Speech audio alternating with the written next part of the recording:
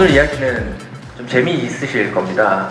그리고 소셜벤처를 좀 들어보신 분도 계실 텐데 처음 듣는 분도 계실 거고, 또 최근에는 이제 사회적 가치 얘기들은 워낙 많이 언급되니까 사회적 가치가 도대체 뭐야? 혹은 우리 기업은 사회적 가치가 없나? 혹은 조금 더 거기서 고민을 많이 하시는 분들은 아니 벤처면 벤처지 웬 소셜벤처? 뭐 그러면 기존 벤처들은 사회적 가치가 없나? 뭐 이런 생각들까지 많이 하셨을 건데요. 그 얘기를 오늘 좀 개괄한다고 생각하고 좀 말씀을 드릴게요. 일단 제가 무슨 일 하는지는 간단히 좀 소개하고 저희 회사 소개를 좀 드리고 시작을 하려고 하는데요. 저희 회사 이름이 좀 어려워요. 소셜 파워 오브 네트워크 그룹인데요. 여기 줄여서 SOPONG고요. 그래서 소풍인데요. 이게 이제 제가 지은 건 아니에요. 제가 지었으면 이렇게 길게 안 지었을 건데요. 저희 회사 설립자께서 지으셨는데 어떤 의미라고 생각하시면 되냐면요. 그러니까 사회에 여러 가지 문제가 존재하는데 이 문제가 해결되지 않고 문제로 존재하는 이유가 있잖아요. 그러니까 엄청 풀기 어렵거나 엄청 거대하거나 그런 문제들일 거예요, 아마. 그런데 그런 문제들이 과거와는 달리 이제는 어느 한 조직, 어느 한 개인, 어느 한 기관이 해결할 수 있는 것이 아니라 좀 여러 개인들 혹은 여러 집단들, 여러 단체들, 여러 기업들이 힘을 모아야만 해결될 수 있다. 그래서 이제는 좀 연결된 여러 그룹들이 힘을 합쳐야 사회 문제가 해결될 수 있다는 철학으로 만들어졌고요. 그리고 이름이 소풍이잖아요. 이게 여러 의미를 갖고 있어요, 저희가. 그래서 보통 이제 저희 투자 받으시는 대표님들이 공통적으로 하시는 얘기가 소풍이랑 미팅 잡히면 그 전날 잠을 못 자고 온다 라는 얘기를 하시는데, 이제 모두 보통 뭐 소풍 전날 잠 못 자잖아요, 원래. 네, 뭐 기대감도 있고요. 저희는 사실 굉장히 빡쳐서 잠을 못 주무시고 오시는데요. 소셜 브릿지라는 의미가 있어요. 그래서 이제 소셜한 바람이 온다라는 의미가 있고요. 두 번째는 작을 소자를 써서요, 작은 바람.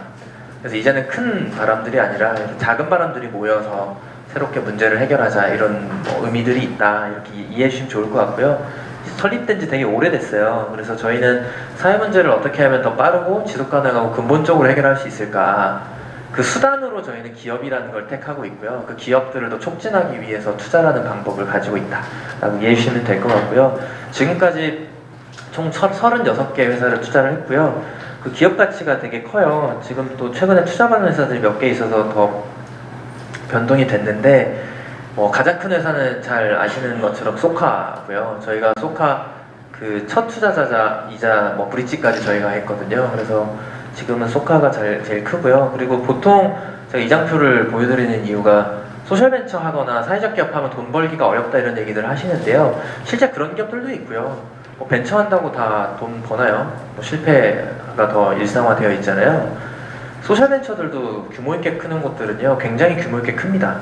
그리고 소셜벤처에 투자하는 저희들도요, 저희가 가지고 있는 실현 저희가 일부 한 것도 있는데 실현되지 않은 이제 저희 지분 가치를 포함하면 수백억 가치를 저희가 이미 가지고 있어요. 그러니까 소셜벤처에 투자해도요, 투자 수익률 내는 건 문제가 없습니다. 왜냐면 어떤 소셜벤처들은 굉장히 규모 있게 크고요, 어떤 소셜벤처는 규모 있게 크진 못하지만 규모 있게 문제를 해결할 수는 있어요. 그래서 그건 이제 해결하고자 하는 문제나 인더스트리에 따라 다를 뿐이지 소셜벤처들에 대한 그런 편견을 굳이 가질 필요가 없다라고 말씀드리고 싶고요. 투자하고 엑셀러레이팅 하고요. 그리고 제가 특별히 이제 젠더 관점의 투자라는 걸 하고 있어요. 그래서 이건 오늘 주제는 아니지만 투자 환경이 여기도 보면 거의 여성분들이 안 계시고 그런데요, 여성들에게 굉장히 불리한 환경입니다. 잘 아시다시피. 그래서 저희가 우연히 좀 그런 문제의식들을 좀 갖게 돼서 투자 앞에서 성별이 전혀 중요하지 않다라고 주장을 하면서 투자를 열심히 하고 있고요. 그리고 여태까지 저희가 투자하면서 이제 원래 포트폴리오사에만 공개하던 자료들, 템플릿들을 무료로 공개하고 있어요.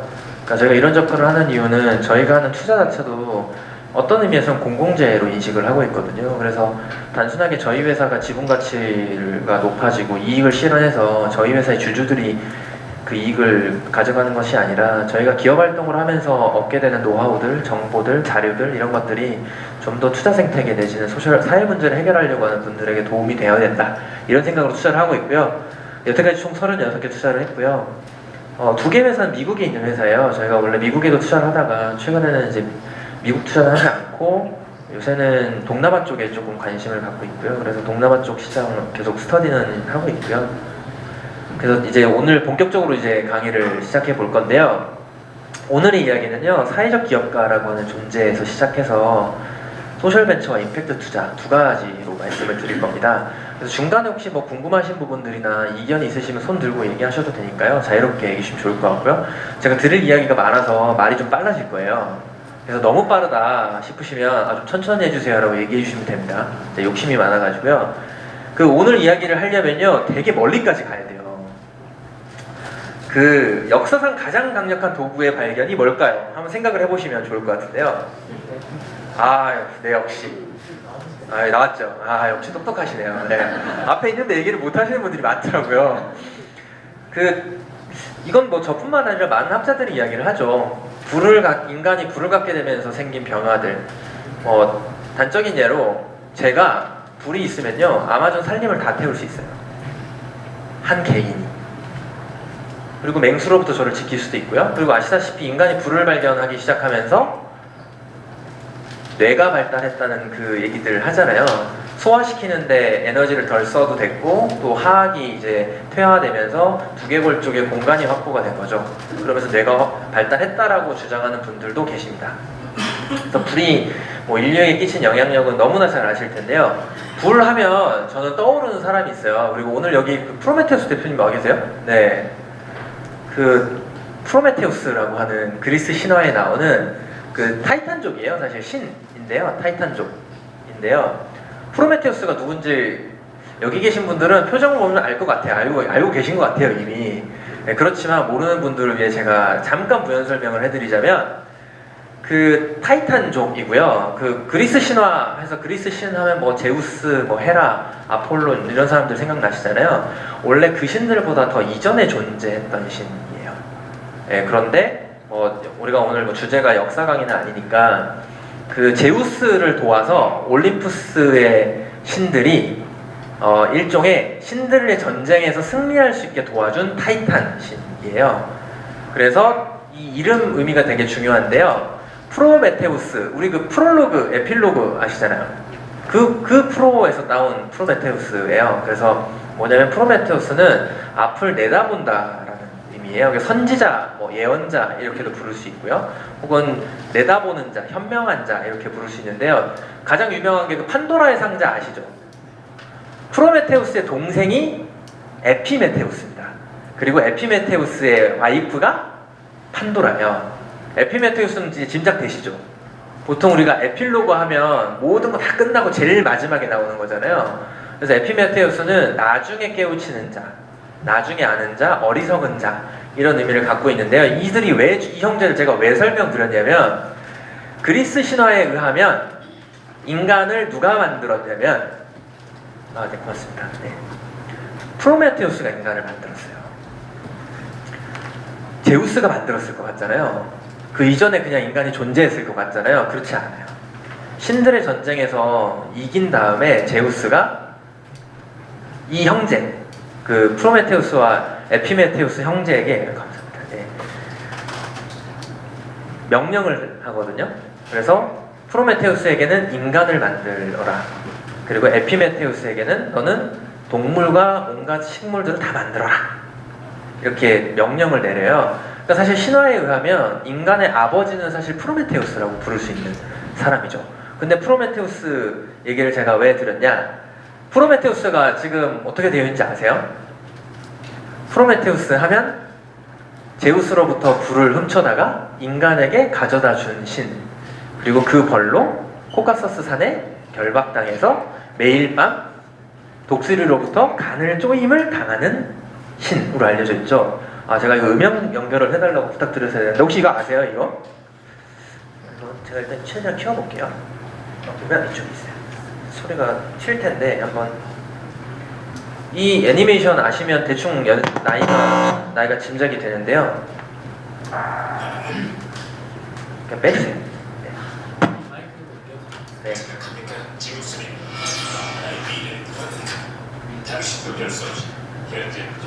왜냐면 미래를 보는 사람이기 때문에 제우스가 알아요. 프로메테우스가 자신의 미래를 안다는 걸.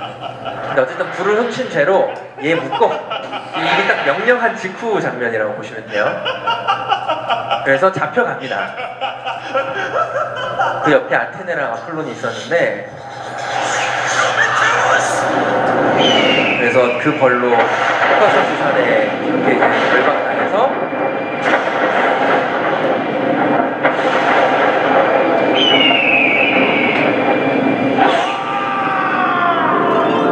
간을 쪼임을 당하는 거죠.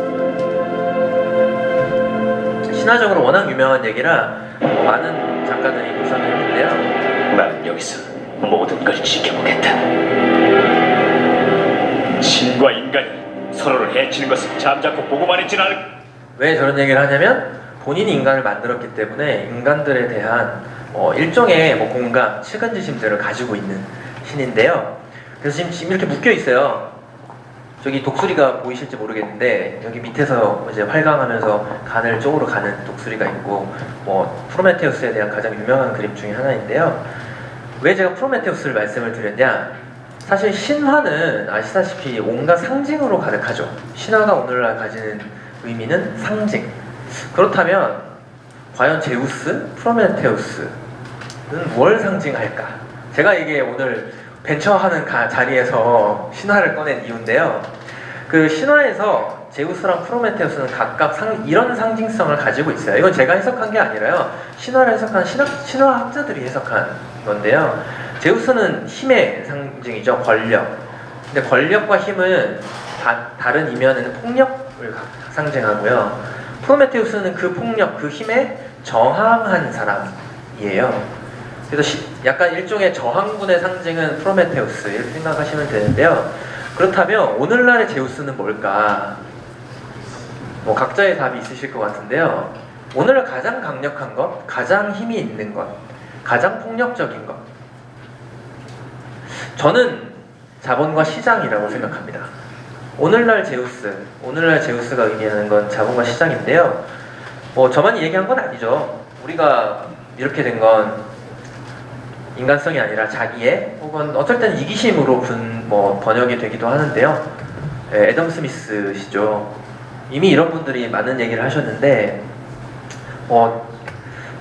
저는 이제 이런 성장 내지는 자기애 내지는 자본 시장과 관련해서 한국에 가장 의미 있는 지표는 이런 지표라고 생각해요. 사실 인류 역사상 어찌 보면 국가들이 존재한 이후부터 거의 전무후무한 기적을 만들어냈으니까요. 이거 너무나 잘 아시니까. 그런데 그 성장을 이렇게 해석을 하는 분들이 계세요.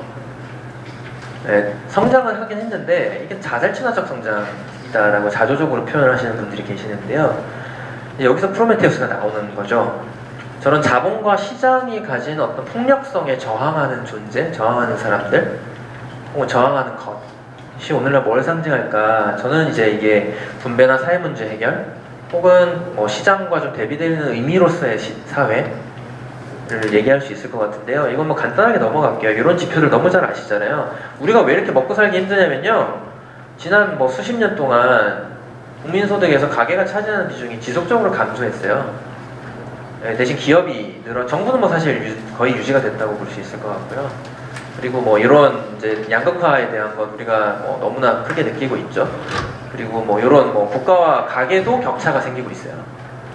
그리고 가계와 가계도 마찬가지고요. 이런 한국 사회가 이제 특히나 국가와 가계 간의 격차에서 가장 큰 격차를 보이고 있다. 이런 지표들은 너무나 잘 아시니까요. 그리고 전 이게 오늘 여기 앉아 계신 분들한테는 상당히 중요한 지표라고 늘 생각을 하는데요. OECD 국가에서 한국의 자영업자 비율이 27%에 육박을 해요. 그러니까 전 국민 중에 경제활동 인구로 분류되는 사람 중 4명 중에 1명은 창업을 하지 않으면 먹고 살 수 없는 나라입니다. 그러니까 싫어도 창업을 해야 되는 거죠. 여기는 이제 카페, 치킨집 이런 것까지 다 포함해서요. 그러니까 물론 이 비율이 높아지는 이유는요. 그 40대 이상의 중장년층들의 자영업자 비율이 엄청나게 높아서 그런 거긴 한데요. 저는 좀 자조적으로 어찌 보면 임금 노동자로 시작해서 자영업자로 인생을 이어가다가 자영업의 폐업률이 엄청나게 높다는 거 아시잖아요. 폐업하는 인생으로 끝나는 게 한국 사회 대다수의 노동자들이 겪고 있는 삶이다라고 자조적으로 얘기할 수 있을 것 같은데요. 인생에 어떻게 보면 여기 계신 분 중에 4분의 1은 무조건 창업을 하게 돼 있기 때문에 차라리 빨리 해가지고 내가 창업에 맞는 사람인지 아닌지를 알아보고 아니면 과감하게 포기하시고 다른 길 찾는 게 좋을 수도 있다 뭐 얘기할 수 있는데요. 이 숫자가 이제 단기적으로 바뀌지는 않을 것 같다. 그리고 저희 세대에는 굉장히 의미가 있는데요. 집 사는 건 이제 거의 포기해야 되는 것 같고요. 근데 참 재밌는 게 똑같은 이분이 이런 얘기를 하셨어요.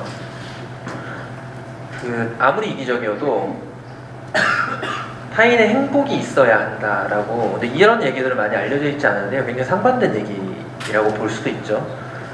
그래서 애덤 스미스의 책에 보면요, 경제 성장의 참된 목적이 뭐냐?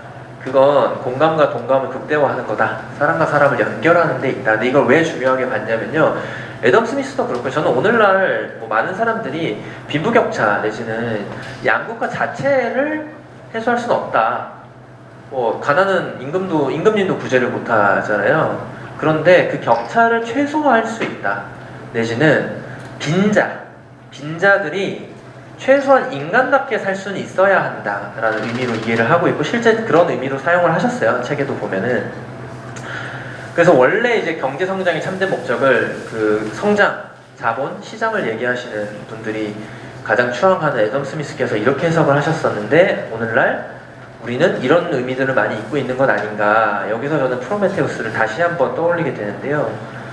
그렇다면 이런 사회 문제 해결, 분배, 혹은 이 사회를 걱정하는 사람들로 대표되는 프로메테우스가 오늘날은 어떤 현신으로 나타나고 있을까? 저는 그게 사회혁신가라고 부를 수 있을 것 같은데요. 사회적 기업가랑 사회혁신가는 조금 다른 존재들인 것 같아요. 표현에서도 다르죠. 사회적 기업가는 기업을 혹은 어떤 비즈니스를 수단으로 혁신을 해내는 사람들이라고 한다면 사회적 혁신가들은요, 꼭 비즈니스를 활용하진 않습니다. 정부에도 있을 수 있고요, 우리 집에도 있을 수 있고요, 학교에도 있을 수 있고요, 비영리 단체에도 있을 수 있어요. 그래서 저는 이제 사회적 혁신가를 이렇게 정의하고요. 이건 간단하게 넘어갈게요. 그래서 제가 현장에서 만나본 사회 혁신가들은요, 이런 세 가지 공통점이 있었어요. 하나가 어떤 강력한 사회 혁신에 대한 동기를 갖고 있고요. 두 번째는 저걸 해결할 수 있는 역량이 있고요. 마지막으로 저걸 해결하는 적절한 수단을 택하는 사람들이었는데요. 동기는 하나만 말씀드리면 될 것 같아요. 보통 사회 혁신하는 사람들이 사회를 위해 이 한 몸 바치겠습니다, 이렇게 움직일 거라고 많은 분들이 생각하시는데요.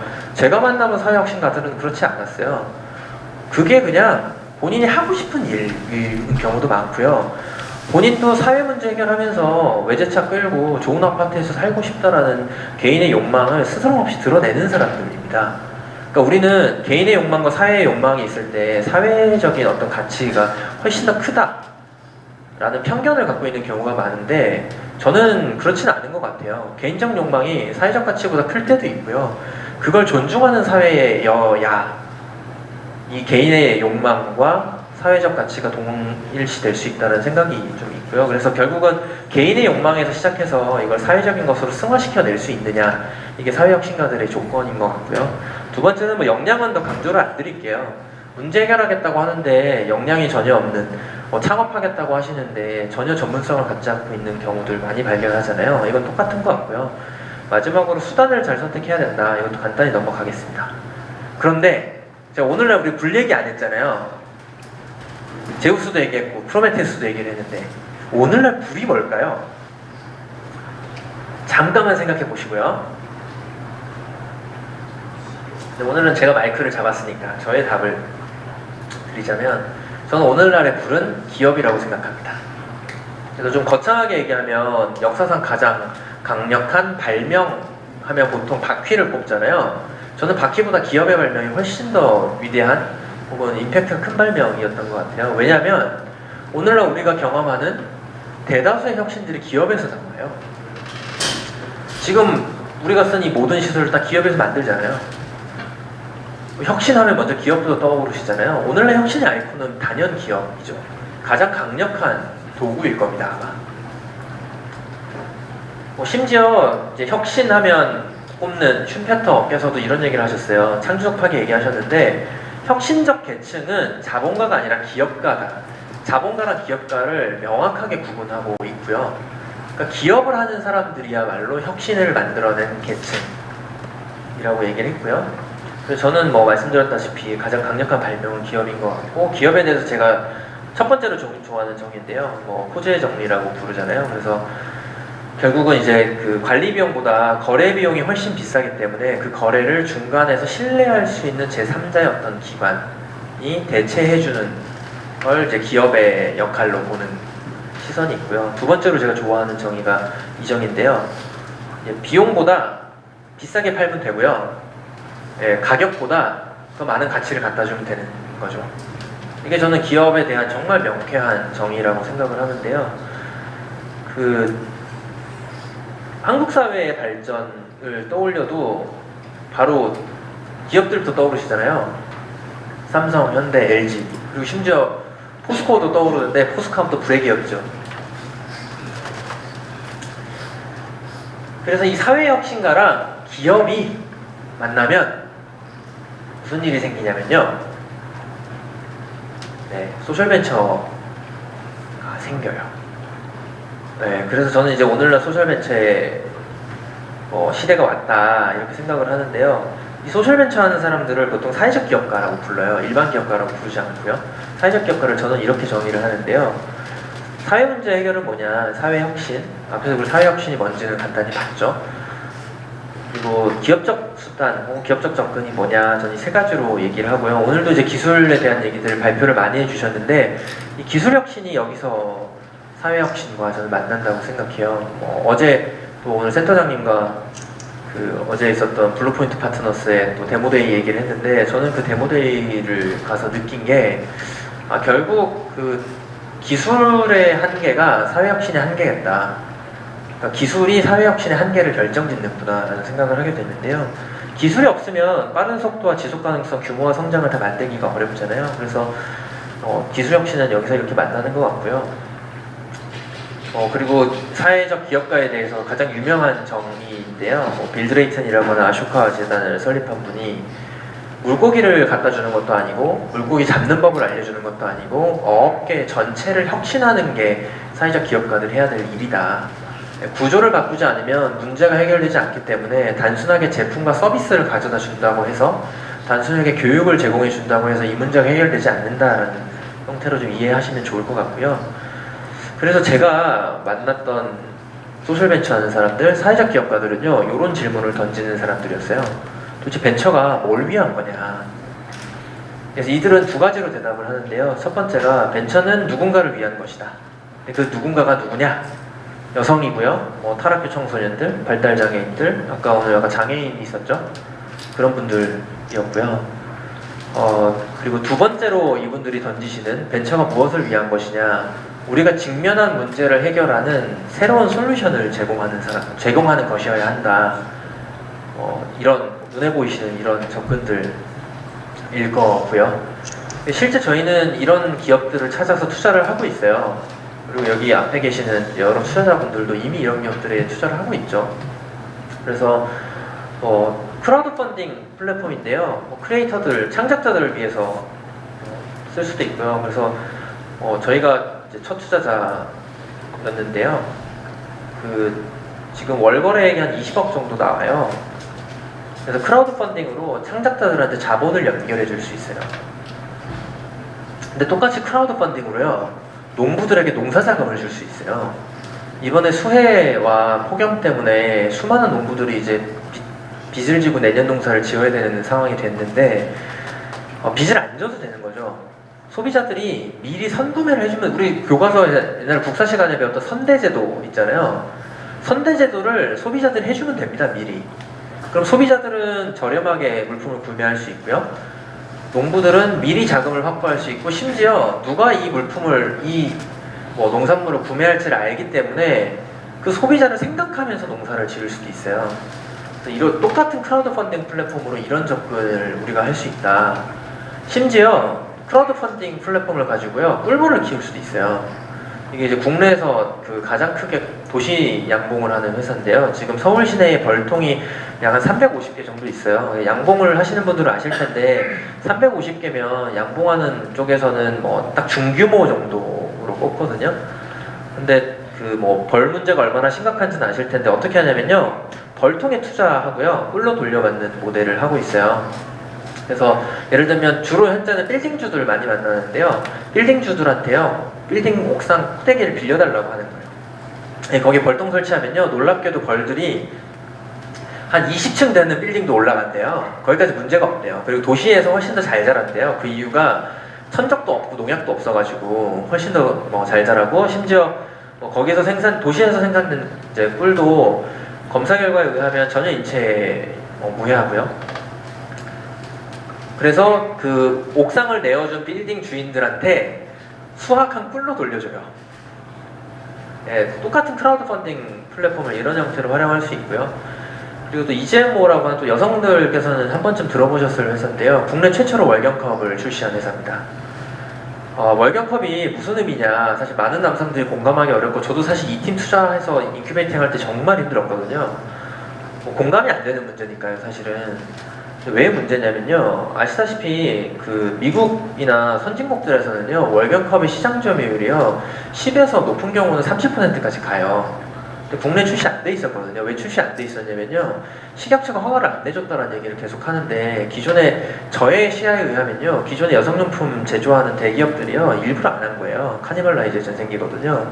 근데 왜 카니발이 생기냐면요, 월경컵 하나의 가격이 평균 지금 국내에 들어와 있는 제품들이 좀 좋은 품질들 제품이 먼저 들어왔거든요. 평균 가격은 4만원 정도 해요. 4만원인데 이게 반영구 실리콘을 쓰기 때문에 이론적으로는 반영구적으로 쓸 수 있어요. 그런데 권장하는 사용기간은 2년이거든요. 4만원 투자를 하면 2년 동안 여성용품을 안 사도 돼요. 이건 시장이 엄청나게 축소되겠죠. 근데 여성들한테는 엄청난 선택지고요. 그리고 뭐 깔창생리대 이런 문제들 많이 나왔잖아요. 그게 왜 나오냐면요, 여성용품이 비싸요. 그리고 그 연구 결과에 의하면 여성으로 태어났다는 이유만으로 평생 1,000만원의 여성용품 구입 비용을 추가로 지출을 해야 돼요. 이게 저소득층한테 1,000만원이 어디 있습니까? 그게 물론 뭐 20년, 30년에 걸쳐서 나오는 비용이라고 하지만 엄청난 비용인 거죠. 그래서 사실은 그래서 미국의 뉴욕주나 몇몇 주들에서는요 미성년자들한테는 여성용품 다 무료로 줘요. 근데 한국이 아직 그런 정도까지 못 만들어낸 거죠, 우리가. 그런데 이런 대안들을 어떻게 했냐면요, 직원 2명이서 했어요. 대표님하고 직원 1명이 식약처를 찾아간 거예요. 월경컵 가져오고 싶다고. 그랬더니 이게 여성 몸에 들어가는 거라서 위험하니까 임상실험 데이터를 가져와라 이런 거예요. 근데 허가를 안 내주는데 국내에서 임상실험을 못 하잖아요. 그래서 어떻게 했냐면요, 전 세계에 있는 월경컵 회사를 모두 컨택해가지고 임상실험 데이터가 있는 곳을 수소문을 했더니 전 세계 딱 한 군데 있는 거예요, 미국에. 페미사이클이라는 회사인데요. 왜 거기는 데이터가 있냐면 산부인과 의사가 만들었어요. 그래서 본인이 다 해본 거예요. 그래서 그 회사를 계속 컨택해서 설득을 한 거예요.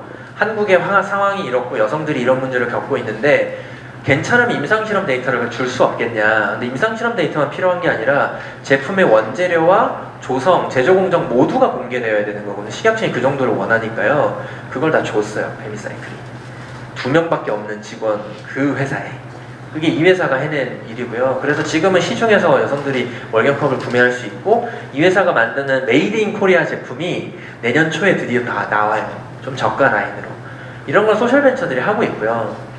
그리고 기술도 많이 써요. 저희가 단순하게 기술보다는 적정 기술 내지는 아이디어 창업형으로 소셜벤처들을 생각하시는 경우들이 많은데요. 모션인식 그 센서를 활용해가지고 재활운동 솔루션을 집에서 할 수 있게 플랫폼 서비스를 만드는 것도 있고요. 그리고 역시나 머신러닝, 그리고 그 옵티컬 기술을 사용해서 안전카메라 만드는 회사예요. 지금 이 회사도 정말 최근에 좋은 소식이 드디어 10대를 팔았어요. 처음으로. 그래서 지금 베트남에서 지금 사업을 준비를 하고 있는데요. 다행히 또 대기업에서 도와줘가지고 더 잘 될 것 같고요. 그리고 또 여기 센터에서, 대전 센터에서 굉장히 또 지원을 잘 해주고 계시는 H2K라는 또 한글 교육하는 회사가 있어요. 웬 생뚱맞게 한글 교육이야. 무슨 세종대학이 한글을 이렇게 잘 만들었는데 한글도 문제인가 생각을 하실 텐데요. 여기 나오잖아요. 전체 초등학생의 20%가 일기부진 학생인데요. 이 사람들이 누구냐면요, 다문화 가정, 저소득층 자녀, 본인이 장애가 있거나 부모님이 장애가 있거나. 근데 아시다시피 한글 교육이 안 되면요, 학교에 들어가는 순간 연쇄적인 학습 부진이 생기고요. 학습 부진이 생기면 상급학교에 진학이 굉장히 문제가 생기기 때문에 결국은 무슨 일이 생기냐, 평생 기대소득이 현격하게 감소해요. 미래에 대한 기대소득이. 그러니까 이게 양극화가 계속 반복되는 거죠. 그럼 대안이 없냐? 대안이 있었어요. 언어치료사 가시면 돼요. 근데 비싸요. 1시간에 뭐 저렴해도 뭐 한 2, 3만 원, 보통은 한 4, 5만 원 정도를 지출을 해야 되는데 그 돈 있으면 부모님이 가르쳤겠죠. 요새는 한글 다 떼고 초등학교 입학하는 건 아시죠? 그래서 이 팀이 뭘 했냐면요, 여기 나오고 있는 것처럼 자체적인 음성 인식 알고리즘을 설계를 했고요. 그래서 파닉스라고 하는 언어 교육에서 최신 이론을 한글 교육에 접목시킨, 제가 아는 선에서는 이런 소프트웨어로 출시한 국내의 두 번째, 거의 최초의 회사 중에 하나예요. 그래서 지금 클로즈 베타를 잘 테스트했고, 여기 앉아 계시고 사무실 여기 같은 층에 있습니다. 이런 회사들 있고요. 그리고 그 ST 기술 너무 잘 아실 텐데요. 그리고 뭐 구글의 듀플렉스 잘 아시잖아요. 엄청난 충격을 줬는데요. 여전히 청각장애인들은 이걸 못 써요. 집에 인공지능 스피커 하나씩 다 있으시잖아요. 청각장애인들 그 사용 여전히 못하고 있습니다. 수업도 못 들어요, 사실은. 그래서 여전히 행사 같은 거 가면 수화통역사 불러가지고 하고 있고요. 학교에서 그 비장애인 학생이 대필해줘요. 교수님이 하는 거. 그럼 그거 화면으로 보고 있거든요, 여전히. 근데 그것도 한 학기에 지원되는 시간 차수에 한계가 있어서 다 쓰지도 못해요. 기술이 나와 있는데. 그래서 이런 회사들이 그걸 하는 거고요. 가장 충격적인 게요, 청각장애인들 전화기를 어떻게 쓸까요? 소리가 안 들리는데. 전화기 못 씁니다. 예를 들면 은행에서 은행 이체하면 보안번호 누르라고 전화 받아서 인증해야 되는 경우 있잖아요. 그거 어떻게 하는 줄 아세요? 가족들 없으면 못해요. 뭐 믿을 만한 친구가 있을 때만 하거든요. 근데요, 이거 기술적으로 난이도가 엄청 낮은 일이에요. 그거 음성 화면에 띄워주면 되잖아요. 아무도 안 한 거예요, 여태까지. 그거 개발하고 있어요, 이런 회사들이. 그러니까 사실 여기 정말 기술 전문가들 많이 계실 텐데, 기술이 실제 현장에서 사회 문제를 해결할 수 있는데도 활용 안 되는 것들이 너무나 많다. 이런 일을 실제 하고 있고요. 그리고 뭐 수질 개선하는 팀들도 있어요. 역시나 기존에 있었던 오존인데요. 이 오존을 굉장히 소형화했고요. 용해율을 99%까지 극대화해서, 역시나 이 회사도 드디어 올해 첫 매출이 나기 시작해서 굉장히 저희도 재밌게 생각하고 있고요. 그리고 마지막으로 크라우드 펀딩을요, 저희 같은 사회적 기업, 소셜벤처, 협동조합에 접목을 하면요, 이들 기업에 돈 빌려주실 수 있어요. P2P 투자 많이 하시잖아요. 네, 뭐 월급 받으시고 혹은 아르바이트 하시면 요새 은행 이자가 너무 낮으니까 P2P 많이 쓰실 텐데, 여기도 이자를 5에서 8%를 줘요. 그런데 이 회사들이 전부 다 사회 문제 해결하는 회사들이에요. 그래서 똑같은 솔루션, 기존에 굉장히 흔히 나와 있는 솔루션들을 가지고도 사회 문제를 열심히 하는 회사들이 있고, 이런 회사에 가서 돈을 빌려주시는 것만으로도 사회 문제가 해결이 돼요. 그리고 뭐 저희가 이제 투자하는 회사들의 콜라보가 생기고 있는데, 최근에 가장 진짜 재밌었던 게 그 양계업을 하는 회사인데요. 양계업을 하는 회사에 돈을 빌려주시면, 아까 보셨던 농사펀드라고 하는 회사가 붙어가지고 같이 콜라보해서 유기농 달걀로 이자를 드려요. 네, 그래서 저도 지금 매달 유기농 달걀 40알이 와요. 100만원 빌려줬는데 나중에 100만원도 다 돌려주고요. 그래서 현재까지 이 팀 그 창업자가요, 국내에선 임팩트 투자로 가장 큰 돈 굴려본 사람 중에 한 명이에요. 실제 한 200억 이상 투자해 보신 분이어서 여태까지는 그 상환율 100%를 자랑하고 있고요. 그래서 이제 월급 좀 통장 잔고 있으신 분들은 좀 이런 플랫폼 들어가셔서 봐주시면 굉장히 좋을 것 같다. 다시 돌아가면요, 앞서 보셨던 회사들은요, 이 구조에서 하나가 달라요. 뭐냐면요, 밸류가 다른데요. 기존의 밸류는요, 보통 밸류하면 떠오르시는 게 프로핏이잖아요. 그런데 소셜벤처들은요, 베네핏으로 해석을 해요. 뭐 한글 차이 아시잖아요. 이거 이윤이잖아요. 이윤. 다 팔고 남은 돈. 그리고 베네핏은 효용이에요. 효용은 이제 이 재화가 생산되고 소비되는 모든 그 가치사슬 내에서 참여한, 혹은 이와 연결되어 있는 뭐 섹터에 어떤 영향을 끼쳤냐로 해석할 수 있을 거고요. 그래서 저는 이제 시대의 패러다임이 프로핏에서 베네핏으로 넘어가고 있다. 설령 그 베네핏 안에 프로핏이 적을지라도 다른 효용이 크다면 그건 국가와 사회가 도와주는 시대가 도래했고 이건 앞으로도 계속 그럴 거고 굉장히 불가역적일 거다. 그래서 여기 앉아 계신 분들 중에서도 소셜벤처나 사회적 가치 창출을 위해서 뛰고 계신 분들이 계시다면 우리가 창출하는 베네핏에 대한 명확한 설정 혹은 명확한 제시만 해주시면 이건 사회에서 도와주게 되어 있고요. 저희 같은 투자자도 있고 여기 계신 투자자분들도 아마 투자를 하실 거라고 생각이 들고요. 그래서 이걸 좀 철학적으로 다시 한번 제가 좀 정리를 해드리고 싶은데 기존에 우리가 가지고 있었던 시야는요. 시장과 사회는 별도고요. 서로 일종의 경쟁 내지는 긴장 관계에 있다라는 시야를 갖고 있어요. 시장이 사회 안에 있는 건가요? 시장과 사회는 대등한가요? 선뜻 답이 안 나오잖아요. 근데 이게 참 재밌는 게 시장을 누가 만들었는데요? 시장은 사회가 만들었어요. 원래 시장은 사회 안에 있는 겁니다. 고로 시장은 사회에 한 목적적으로 작동해야 의미 있는 건데 어느 순간 그 한 목적성을 우리는 프라핏으로만 해석을 하기 시작했던 거죠. 그게 지금 오늘날 한국 사회에 벌어지고 있는 거대한 패러다임의 전환이라고 이해해 주시면 좋을 것 같고요. 그게 이제 제우스와 프로메테우스의 관계가 바뀌고 있다. 이렇게도 이해하시면 좋겠다. 보시고요. 그리고 이거는 제가 그래도 오늘 너무 다들 눈이 초롱초롱 하셔갖고요. 조금 난이도 있는 얘기를 하나 드릴게요. 역사적으로 시장과 사회를 둘러싼 논쟁들이 있어 왔어요. 그게 어떻게 되어 있는지 두 가지가 존재했거든요. 첫 번째 아시겠죠? 그냥 시장이랑 사회는 그냥 다른 거예요. 그냥 아예 다른 거. 그래서 시장 자체는 중립적으로 봐줘야 돼서 국가가 시장에 개입하고 사회가 시장에 개입하면 안 된다라고 하는 시선이 하나 있고요. 두 번째는 시장과 사회는 서로 충돌, 가치가 전혀 다르기 때문에 서로 투쟁하는 관계다. 고로 국가가 적절하게 시장을 통제해야 된다는 시선, 두 가지가 전통적으로 존재하는 시선이에요. 근데 이게 이제 대표하는 게 미국 모델과 유럽 모델로 구분이 되는데요. 이 모델 뭔지 어딘지 아시겠죠? 어느 나라인지. 이거 미국 모델이에요. 그래서 이건 좀 읽어보시면 될 것 같아요. 시장은 그 자체로 중립적이고 그 자체로 독립적인 존재여야 되므로 이 시장의 논리는 효율성과 사적 이익의 극대화이기 때문에 이걸 가지고 가타부타 할 게 없다 라고 하는 게 미국이 기본적으로 가지고 있는 기조라고 보시면 될 것 같고요. 근데 이런 문제가 생기죠. 말씀드렸다시피 시장은 원래 사회에서 만들어냈고 사회의 목적에 의해서 생겨난 거잖아요. 공동체가 먼저 생기고 시장이 생겼잖아요. 그래서 이렇게 쭉 읽어보시면 되고요. 여기서 나오는 게 가끔 비영리 조직, NGO냐 NPO냐 헷갈리시죠? 뭐가 맞는지. 여기서 나오는 게요. 미국에서는 NPO라는 말을 더 많이 써요. 왜냐면 사회 문제 해결은 그러니까 원래 시장이 최대한의 부를 생산하고 그 부를 갖고 나눠주는 거다. 분배를 하면서 문제가 해결되는 거다라는 거예요. 그런데 문제가 생기는 거죠. 그래도 시장 실패들이. 고로 시장에서 해결 못하는 걸 비영리적인 접근으로 풀어봐야 된다.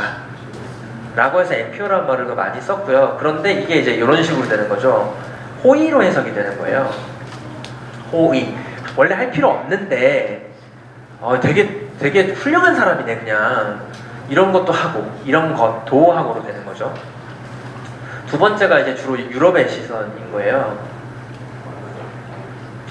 미국에서도 이런 얘기들이 있었죠. 근데 이제 이런 문제들이 생기는 거죠. 쭉 한번 읽어보시면 될 것 같고요. 소득이 일어나는 지점에 개입을 할 필요성들이 대두되는 거고, 그리고 우리가 미국의 앨런 사태 이런 걸 봤지만 유럽에 원래 동인도 회사 등 분식 회계로 인한 문제들이 엄청나게 있었어요. 프랑스에서도 있었고 영국에서 있었고요. 아시다시피 기업의 역사 보면요. 유럽에서는 원래 기업 처음부터 다 풀어놨거든요. 풀어놨다가 통제해야 된다는 걸 경험적으로 알게 된 거고, 그래서 이런 형태로 간 거고요. 그래서 사회 문제 해결은요 원래 국가가 하는 거다. 근데 국가가 잘 못하니까 비정부 기구라고 하는 걸 만들어서 해결해야 된다. 국가 실패를 해결하자. 이런 거대한 두 가지 접근이 존재했는데 오늘날 새로운 형태의 접근들이 생겨나기 시작을 한 거죠. 이거 참고하시면 될 것 같고요. 그래서 이제 오늘의 결론. 있는데요. 저는 기업하시는 분들을 정말 존경해요. 지금 제가 일하는 게 투자자라서 더 그런데요. 제가 문제 해결하는 거 아니잖아요. 제가 제품 생산하는 거 아니잖아요. 기업가분들이 생산하시고 기업가분들이 해결하는 거잖아요. 그런데 좋은 제품을 만들면 좋은 사회가 돼요. 무슨 뚱딴지 같은 소리야 라고 생각하실 수 있는데요. 저는 이게 두 가지 루트를 통해서 이루어진다고 생각을 하는데요. 첫 번째가요. 좋은 제품을 만드시면서 좋은 조직을 만드셔야 돼요. 좋은 회사, 좋은 조직 문화, 좋은 분배 구조, 좋은 지배 구조 이런 걸 만드시면 사회적으로 저런 조직이 좋은 조직이구나 라고 하는 조직의 상이 바뀔 거고요. 그런 조직들이 많아지면 좋은 사회가 되겠죠. 그리고 두 번째로 존재하는 루트가 저는 좋은 제품이 많아지면요. 소비자들도 좋은 소비자가 돼요. 이전보다도 더 환경 친화적인 제품, 이전보다도 훨씬 더 자원 효율적인 제품, 이전보다도 훨씬 더 윤리적인 제품. 그런 좋은 소비자들이 많아지면 좋은 시민이 많아지겠죠. 그럼 자연스럽게 그런 가치가 사회적으로 확산될 거고, 저는 좋은 제품을 만드시는 기업가들은 그 좋은 사회를 만들고 있는 거다. 자부심을 가지셔도 좋고, 이런 걸 촉진하는 투자자들 역시나 저는 자부심을 갖고 일할 필요도 있다. 특히나 좋은 사회를 직접적으로 만들겠다고 뛰어드시는 사회적 기업가들, 소셜벤처를 하시는 분들이라면 더 그렇다고 보고요. 그래서 오늘날 소셜벤처가 처한 상황이나 위치는요, 사회적 경제가 있고요. 사회적 경제 안에 사회적 기업과 소셜벤처가 있어요. 다른 조직들도 있는데요. 한국에서는 구분을 해서 명확하게 지금 사용을 하고 있고요. 그 배경은 2006년에 원래 사회적 기업가라는 개념들이 한국에 본격적으로 수입이 되기 시작했어요. 역사가 엄청 짧은 개념이에요, 한국에서는. 미국이랑 유럽에선 1970년대에 그 개념이 처음 나왔거든요. 그러니까 사실 인류가 원래는 사실 저는 이전에 있었는데 그걸 적합한 용어를 우리가 못 찾은 거죠. 그랬던 게 2007년에 사회적 기업 육성법이라는 걸 정부가 만들면서 사회적 기업을 정부에서 정의하고 인증을 하는 제도를 만들어요. 그래서 한국에서는 정부 인증을 받지 못하면 사회적 기업이란 말을 사용을 할 수가 없어요, 지금. 그런데 사회적 기업이란 말을 어떻게 쓰면 되냐? 사회적, 너무 잘 아실 텐데 사회적 띄우고 기업 쓰면 돼요. 근데 이거 벤처기업도 똑같은 거 아시죠? 벤처기업 인증 안 받고 벤처기업 쓰면 안 되는 거 아세요? 근데 벤처 띄우고 기업 쓰면 돼요. 네, 근데 이게 정부 인증의 허점인 거죠. 물론 순기능도 있죠, 분명히. 그리고 2012년도에 협동조합 기본법이 통과되면서 협동조합이 하나의 그런 조직 모델로 본격적으로 인정을 받는 상황이 됐고요. 그리고 2018년에 원래 사회적경제 3법이라고 하는 법이 통과될 거라고 봤는데 아직도 국회에 묶여 있죠. 그리고 최근에 이제 국회 상임위 구성할 때 여당이 야당에게 엄청난 양보를 했다 이런 기사들이 쏟아졌는데요. 그걸 사회적경제 쪽에 있는 분들은 이 법 통과시키려고 한 거다라고 사실 보는 시선들을 저는 좀 견제하고 있어요. 이 법 통과되면 국가 전체의 운영 원리가 많이 바뀔 거거든요. 사회적 경제 헌법을 만드는 거예요. 그래서 이런 개념이 있고요. 근데 재밌는 게 이 기업들 관리하는 데가 다 달라요. 지금 소셜벤처는요, 2007년에 드디어 행정용으로 들어갔어요. 처음에 제가 소셜벤처를 왜 만들어 쓰기 시작했냐면요, 정부 인증 안 받고 싶은 거예요, 저희. 근데 사회적 기업이란 말 쓰려면 정부 인증 받아야 되잖아요. 그래서 우리는 정부 인증 안 받을 건데, 정부 도움 없어도 비즈니스 할 수 있는데, 그러면 사회 문제 해결할 건데, 이렇게 했던 사람들이 소셜벤처를 미국에서 가져다가 쓰기 시작을 했고요. 그랬던 게 오늘날 이제 정부는 사회적 기업과 소셜벤처를 명확하게 구분하고 있고요. 아마 여기 대전 센터가 전국에서 이제 소셜벤처 관련해서 가장 드라이브를 강하게 거는, 아마 저는 그 중심이 될 것 같다는 예측이 되는데요. 현재는 어쨌든 중변부에서 관리하고 있고요. 이게 아시다시피 다 흩어져 있어서 좀 통제가 잘 안 되긴 해요. 지금 원래 기획재정부의 의도는 이걸 모두 기획재정부로 다 통합시키겠다라는 원래 최초의 목표를 가지고 있었는데 현재 그게 잘 안 되고 있고요. 그래서 오늘날 소셜벤처들이 이렇게 많아요. 근데 이제 소셜벤처 정의가 되게 앞서 말씀드렸는데 애매하잖아요. 그러다 보니까 지금 매년 스타트업 얼라이언스에서 한국의 소셜벤처 지도를 내는데요. 이건 이제 임팩트 투자자라고 하는 정체성을 가진 투자사로부터 지분 투자를 받은 곳들이 있대요. 그래서 좀 궁금하신 분들은 구글에서 찾아보시면 이 지도 뜨거든요. 그리고 이 회사들 다 공개가 되어 있으니까 한번 들어가서 보시면 아 이렇게 다양하구나 이렇게 좀 판단하실 수 있을 것 같고요. 이제 정말 강의가 막바지로 가는데요. 이건 제가 넘어갈게요. 아 이거 진짜 간단한데 제가 하나의 포인트를 말씀드리려고 이걸 장표를 드리는 건데요. 협동조합으로 하면 전 세계에서 가장 유명하게 꼽는 학자예요. 스테파노 자만이라고 하는 이탈리아 학자고요. 이 세 가지를 얘기하는데요. 사회가 조화롭게 발전하려면 이 세 가지가 필요한데 뭘 협동조합 등 사회적 경제 연구하는 사람도 뭘 첫 번째로 꼽냐면요. 효율성을 첫 번째로 꼽아요. 자원이 유한하기 때문에 이 자원이 어떻게 분배되는가가 가장 중요하다고 보는 거예요. 저희도. 그러니까 이런 사회적 경제 얘기하는 사람들이요. 효율성을 얘기하지 않는 게 아니라 그걸 효율성을 분배라고 하는 용어를 쓰기 때문에 다르게 해석이 된다라는 건데요. 이 세 가지가 있어야 된다. 뭐 이건 뭐 너무 한번 보시면 되니까요. 효율성이 필요하고요. 공정성도 필요하고요. 사회가 공정해야 우리도 기업할 맛이 나잖아요. 마지막으로 호혜성도 있죠. 우리가 가진 기술 다 애트리에서 뭐 기술 이전도 받으시고 선행 연구들이 있었기 때문에 지금 우리가 이런 기술들을 갖게 되잖아요.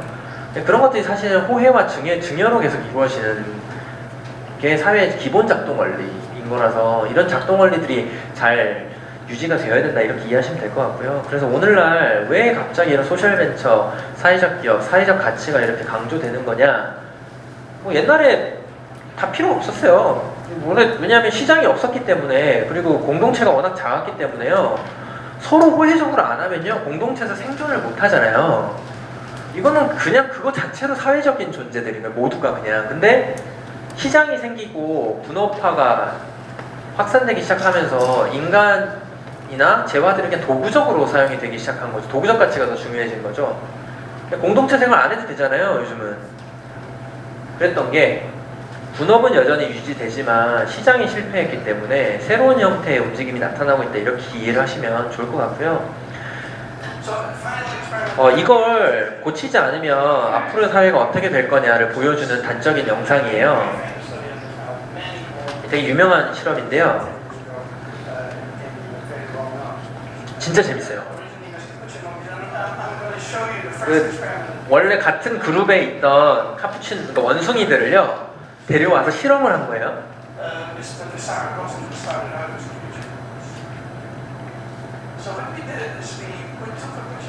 그래서 원숭이 두 마리를 각각 다른 방에 집어 넣은 거죠.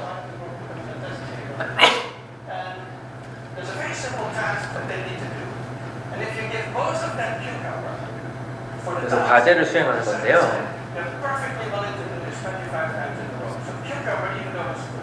그래서 어떤 과업을 수행하면 오이를 주는데 뭐 사실 우리는 별로지만 오이를 좋아한대요 원숭이들이.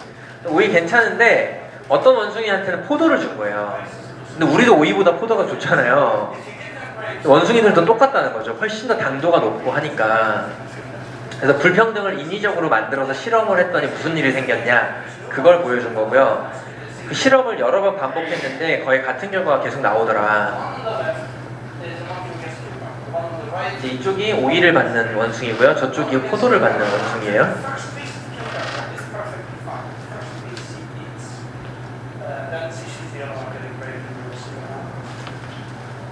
과업을 수행하죠. 돌을 줬어요. 오이를 줘요. 근데 잘 먹죠. 똑같이 과업을 수행했고요. 돌을 주고요. 그랬더니 얘는 포도를 받아요. 그걸 또 봐요 얘가.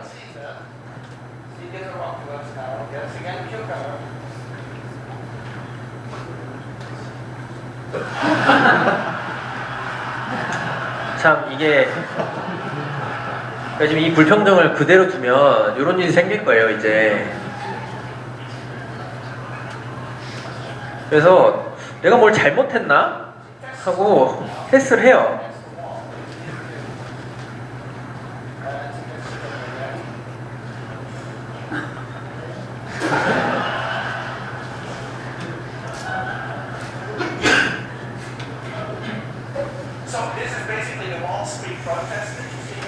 저는 이제 기업이 이렇게 단순하게 프로핏을 만들어내는 존재로서가 아니라 이제 베네핏을 만들어내는 존재로 진화할 때가 됐다. 사실 원래 기업의 탄생이 원래 그랬다. 그래서 원래 본연의 목적으로 돌아가는 게 전 소셜벤처라고 생각하지, 소셜벤처가 무슨 반기업적인 것도 아니고요. 이전에 없었던 것도 아니라고 저는 사실 생각하고요. 그런데 여기서 하나 꼭 말씀드려야 될 게 있어요. 여기 프로메테우스 계시는데요. 아직도 결박당이 있을까요? 아세요? 프로메테우스 대표님? 여기 회사 이름이 프로메테우스인 회사가 있어요. 아직 결박당이 있을까요? 모르겠죠. 근데요, 사실 지금은 결박 안 당해 계세요. 왜냐면요, 누가 와서 풀어줬거든요. 그걸 누가 풀어줬을까요? 써있죠. 네, 헤라클레스가 와서 풀어줬어요. 근데 헤라클레스 누구의 아들인 줄 아세요? 오, 예. 헤라클레스 제우스의 아들이에요. 제우스가 결박을 했는데 제우스의 아들이 와서 다시 풀어줍니다. 전 이게 신화가 가진 놀라운 상징성인데요. 힘과 폭력의 상징이었던 제우스의 아들이 저항과 공감의 상징이었던 프로메테우스를 풀어줘요.